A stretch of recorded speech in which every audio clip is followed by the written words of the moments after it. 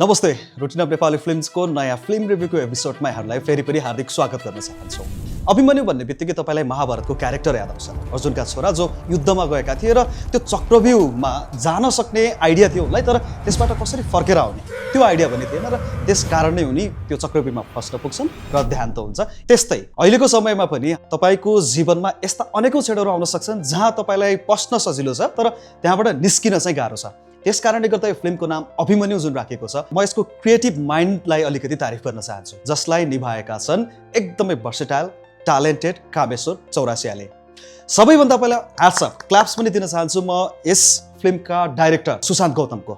एकदमै प्रमिसिङ देखेका छन् र एकदमै उत्कृष्ट उनको काम देख्न सकिन्छ। यो स्टोरीमा फरक के छ भने त्यो हो यसको इन्टेन्सिटी। प्लट तपाईँलाई एउटा तराई मधेसतिरका पात्रहरूमा केन्द्रित गर्दछ। त्यो क्षेत्रमा अहिले पनि तपाईले विवाह गर्नुभयो भने दाइजो प्रथाले चाहिँ कतिसम्म असर गरेको छ समाजमा, यो विकृतिले कतिसम्म तपाईँको जीवनमा प्रभाव पार्छ भन्ने कुरा औल्याउन खोजेको छ र त्यहाँबाट नै कति ठुलो समस्याहरू या भनौँ बाधाहरू उत्पन्न हुन सक्छ त्यो देखाइएको छ। एउटा क्यारेक्टर छ जसको नेचर रहेको छ अलिकति एउटा सफ्ट, एउटा काइन्ड हार्टेड र धेरै दायाँ बायाँ नसोच्ने भनौँ, तर एउटा सरल पात्र पनि कसरी बाङ्गिन पुग्छ त्यो समाजमा। त्यसपछि अगाडि बढ्दै जाँदाखेरि चाहिँ तपाईँलाई थाहा छ यो फिल्मको ओभरअल प्लट नै तपाईँको किडन्यापिङमा र त्यसपछिको त्यो रकम फिरौतीको वरिपरि नै समेटिएको छ। फिल्म कस्तो छ म एकैचोटि भन्नुभन्दा यसको पहिलो राम्रो पक्ष के छ यसको बारेमा कुराकानी गर्नेछु। पहिला त हो यसको कास्टिङ। एक से एक राम्रा कलाकारहरू जो थिएटरको ब्याकग्राउन्डबाट आएका छन् र उनीहरूको शानदार काम तपाईँले यस फिल्ममा हेर्न सक्नुहुनेछ। पहिला त तपाईँलाई तारिफ गर्न मन लाग्नेछ कामेश्वर चौरासियाको।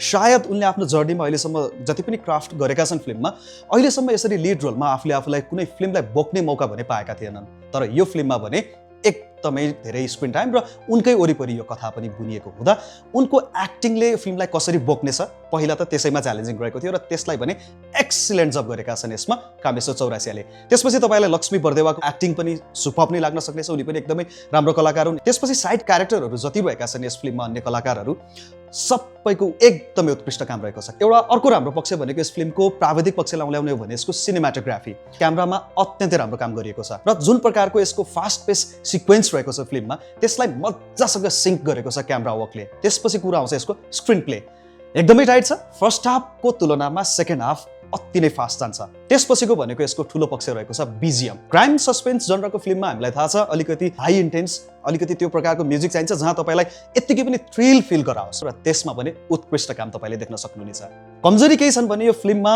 तपाईँले फर्स्ट हाफमा अलिकति धेरै समय लिएको जस्तो लाग्छ स्टोरी बिल्डअपमा र सायद कुनै क्षणमा तपाईँलाई एउटा फ्लोमा बगिरहेको स्टोरीमा कहीँ न कहीँ म्युजिकले चाहिँ बिचमा ब्रेक लगाउँछ। हेर्नुहोस्, फर्स्ट हाफको कुरा गर्दैछु म। यसमा धैर्य गर्न सक्नुभयो भने जुन मध्यान्तरसम्म छ त्यतिखेरसम्म तपाईँलाई एउटा इन्गेज गरिसक्छ स्टोरीले र अब आउने नेक्स्ट पार्टमा चाहिँ के होला त्यो क्युरियोसिटी तपाईँलाई बढाउनेछ।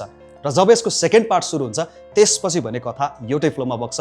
अर्को कमजोरी भनेको डायलगमा चाहिँ कहीँ न कहीँ अझ बेटर गर्न सकिन्थ्यो। हेर्नुहोस्, हुन त तपाईँले डायलग डेलिभरीहरूमा कुनै पनि समस्या पाउनुहुन्न किनकि कलाकार नै एक रहेका छन्, तर पनि डायलगहरू चाहे तपाईँ नेपाली अडियन्सलाई पुरा बुझाउनको लागि होस् वा भोजपुरी, मैथिली, अवधी त्यो भाषाको पनि युज गरिएको छ। र अगेन कामेश्वर चौरासिया अब आफै पनि तराई मधेसबाट बिलोङ गर्ने भएको हुनाले एकदमै नेचुरल लाग्छ। लक्ष्मी बर्देवाको पनि सुपर्ब लाग्छ र अन्य जति पनि यो डायलग बोल्ने मान्छेहरू छन् उनीहरूको पक्षबाट पनि कुनै पनि कमजोरी देखिँदैन। अर्को भनेको यस फिल्मको अलिकति अझ सुधार गर्न सकिने पाटो भएको तपाईँको क्लाइमेक्सलाई ठान्न सक्नुहुन्छ। स्टोरी रिभिल जब गर्छ सेकेन्ड हाफमा यो फिल्मले अलिकति गएर क्लाइमेक्स भन्दा थोरै अगाडिसम्म अलिकति प्रेडिक्टेबल पनि बन्न जान्छ र तपाईँले अभिमन्यु च्याप्टर 1लाई चाहिँ एउटा क्रिएटिभिटीको हिसाबले समथिङ न्यू यो प्रकारको फिल गर्नको लागि तपाईँले एकदमै मन पराउनुहुनेछ। यदि यो फिल्म नचल्ने हो भने मेकर्सलाई जसले केही नयाँ गर्न खोजिरहेका छन्, तपाईँलाई स्क्रिनमा केही फ्रेस देखाउन खोजिरहेका छन्, त्यसकारण उनीहरू हौसलाको लागि पनि यो फिल्मलाई सफल हुनुपर्छ। यस अगाडि पनि अब पूर्णबहादुरको सारङ्गी जस्तो फिल्म बनाएर सुपर डुपर हिट, नेपालको अल टाइम हिट फिल्म दिइसकेका विनोद पौडेल जसको प्रोडक्सनमा यो फिल्म 7C सिनेमाले चाहिँ तयार गरेको छ, उनलाई कम्तीमा पनि फ्री ह्यान्ड दिएको जस्तो लाग्यो। प्रोडक्सनमा कुनै पनि समस्या छैन, काठमाडौँ भ्यालीमा जति चाहिन्थ्यो एलिमेन्टहरू त्यो सबै दिने प्रयास गरिएको छ। बीचबीचमा ह्युमर अब कामेश्वर चौरासियाले आफैले तपाईँलाई इन्टरटेन गरिराख्छन्। सो मेरो तर्फबाट रहेको थियो यो फिल्मको पोजिटिभ रिभ्यू। हेर्नुहोस्, किनकि मैले यो फिल्मलाई नराम्रो भन्ने कुनै पनि ठाउँबाट देखेको छैन। It's a very good attempt र एउटा केही नयाँपन, केही फ्रेसनेस तपाईँले चाहँदै हुनुहुन्छ भने हलमा तपाईँ गएर मजाले हेर्न सक्नुहुन्छ, आफ्नो पुरा फ्यामिलीसँग हेर्न सक्नुहुन्छ। किनकि त्यस्तो कुनै पनि तपाईँलाई अश्लील शब्दहरू छैन यसमा, त्यसमा बिप पनि राखिएको छ सेन्सर बोर्डबाट, एकदमै राम्रो छ। तपाईँले गएर एउटा एक्टिङको रेन्ज र एउटा टिपिकल एउटा नौलो प्रस्तुतिको लागि अभिमन्यु च्याप्टर 1लाई चाहिँ मजाले हेर्न सक्नुहुनेछ, इन्जोय गर्न सक्नुहुनेछ। मेरो तर्फबाट अभिमन्यु च्याप्टर 1लाई out of 10 8 stars. Have a nice day.